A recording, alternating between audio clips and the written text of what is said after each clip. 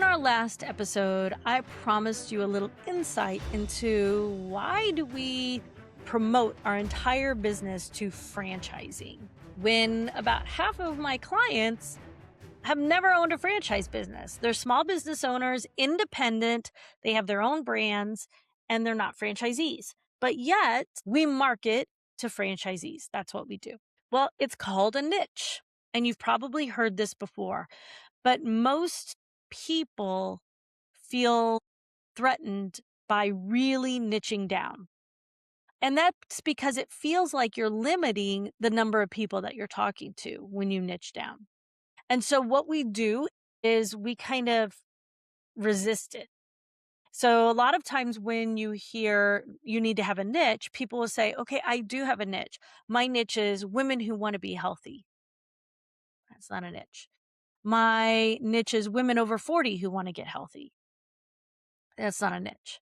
My niche is women over 40 who are going through menopause who want to get healthy. Well, we're getting closer to a niche. But what if your niche, your real niche, was women over 40 who want to be healthy or who are in menopause and wanting to lose weight without hormone therapy? That's a niche.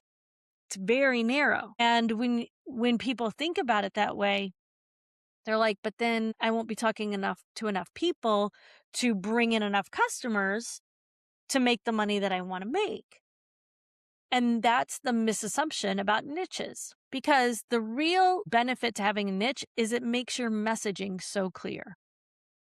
When you're talking to menopausal women over the age of 40 who are wanting to lose weight specifically, you're talking about losing weight. You're talking about nutrition. You're talking about exercise. You're talking about things that they've tried that have failed. You're talking about the way that the weight reacts or doesn't react to certain changes that they've tried. Maybe not just diet and exercise, but maybe they've tried, hypnosis or other things like that. So you're talking to all of the struggles of that particular female. And when those females hear that, they resonate with it because they're like, my God, you're right. I've tried all of that. If I've tried all of that and you understand I have tried all of that and why that didn't work, and that if I work with you, I can unlock what does work, well, then I have no choice but to try you because you understand my journey. You understand exactly what I've gone through, and you have the answers. And I know you have the answers because you have all these testimonials from women who look and sound just like me who've had success with you. That's what it does, is it makes that person resonate. So it actually helps people find you faster and convert faster when you have a niche. Now, here's what also happens. What also happens is women who aren't looking necessarily to lose weight, but they've had some other menopausal symptoms and they don't want to be on hormone therapy either. They want to do something more naturally. They're listening to your content and they're wanting to learn. And then you're also talking about how what you do helps with other menopausal symptoms, helps with brain fog, helps with mood swings. Maybe you're talking about how one of your clients not only lost weight, but also saved her marriage. She thought she wanted to get a divorce, but when she started to do all of your protocols, she started to feel completely different about her husband again. Well, when people hear those stories, they're not looking to lose weight, but they are looking for that part of your solution, which your product or service solves. But you don't have to go out there and try to talk about, well, and my product solves this problem and this problem and this problem and this problem to all women over 40, because that would make your message unclear. It would water it down, and then no one would be listening and no one would see you as an expert. And so having a niche, really getting clear on your niche, allows your message to get clear. Then anyone who hears it can apply it to themselves, say, well, that applies to me too, and raise their hand and say, well, do you also work with non-franchisees? Well, yes, we do. Why? Because business is business. Well, what we work on is business. What we teach people how to do is how to transform themselves into the owner identity so that because their business is only going to grow as much as you grow. Your business success is going to match how you are showing up in this business spectrum, the business identity spectrum. If you show up like an employee, your business is going to run as if an employee was running it. And the owner was somewhere on a beach, totally checked out, not doing anything in the business. That's how it's going to run, and that's how it's going to produce revenue. If you're an owner identity, then your business is going to run as if there is an owner on top of it, a 5-star owner, knows exactly what they're doing and can drive it to the next level and scale it. So your business only grows as much as you do. And that's what we do is we teach people how to become that and apply the right strategies and tactics in their business from that point of view down so that their businesses grow and scale. And it doesn't matter if you have an ice cream shop or a flower shop a or if you're a plumber or if you run an eye doctor's office and you sell eyeglasses or if you bake cakes or if you make sandwiches or if you're a fitness instructor or you own a gym. And yes, all of these people represent our clients, but all we do is market to franchisees. And the reason that we picked that niche isn't just because we wanted a niche. It's because I understand that niche so well because I was part of that community. I was a franchisee.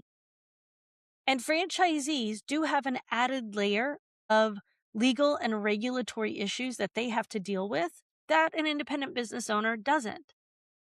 So that means franchisees are more niched than business owners in general because they have an additional layer of things to deal with. And so a franchisee really shouldn't be going to someone who's a general business coach who doesn't intimately understand franchising because they're missing that perspective and understanding of that extra layer of legal and regulatory that franchisees have to comply with. And so often I hear franchisees tell me, well, I had a business coach, but they told me to do XYZ in my business. And when I told them, like, I can't do that, that would violate my franchise agreement, they were like, well, I don't know what to tell you then, because that's how you get this solution. That's how you get this result is if you do this with your website. And it's like, well, that's not true. There's, how many ways to skin a cat? There's a million ways to skin a cat. There's a million ways to get that result, but you have to understand franchising to help tailor it so that franchisees can do that compliantly. And so that's why we have a niche, because it makes our messaging clear, because it helps people identify that, yes, what we offer does work for them. And it helps people raise their hand and say, you know what? I do want that knowledge. I do want that mindset shift. I do want to work with someone who's been there, done that, and understands this journey and how to accomplish it on the back end. And of course, our clients' results speak for themselves. And I'm sure that's true for you and your business as well, that your clients' results speak for themselves. But you've got to get people to want to look at the client results. And that's where your message has to be really clear, that's going out there.